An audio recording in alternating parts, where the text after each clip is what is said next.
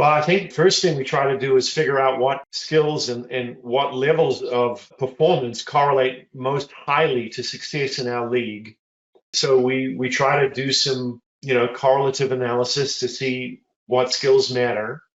And then based on what we think are the most important or critical skills to have in place, then we start to coach and teach to those. It's important to understand that regardless of strengths or weaknesses, there are certain elements of the game that matter more than others relative to your continued success on the volleyball court. So, for example, you've heard this from many coaches, but the serve receive battle matters.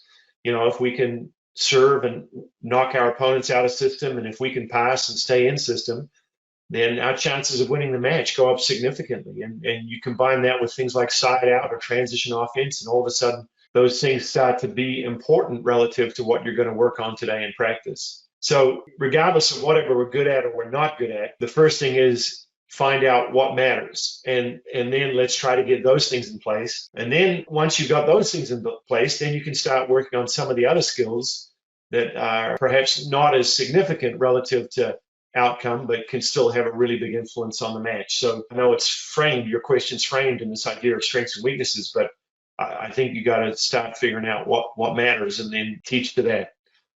Back to the idea of strengths and weaknesses in general, though, I think overall it's probably better in season to work on strengths and augment those than it is to try to shore up weaknesses. When I first started, I think over time, I don't think this was something that I regret, but I just think as I've gone on in the coaching part of it, being able to let go of some of the little things and really just try to look more at the big picture. It's hard to know if at 35 or whatever, when I started coaching the men's team, if I had the ability to do that, but I think that would have helped me and maybe the team as well. But just, you've got your finger in so many different pies trying to figure out all the different building blocks of these programs that you're trying to build. And I think finding ways to delegate more and maybe ways to just focus on some of the bigger, more important aspects and not get tied up in some of the other stuff would have been beneficial.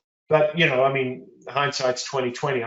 We don't know, but it seems like that's something that I'm better at now, that I think allows me to manage the stresses that go with coaching in a better way than maybe I did then.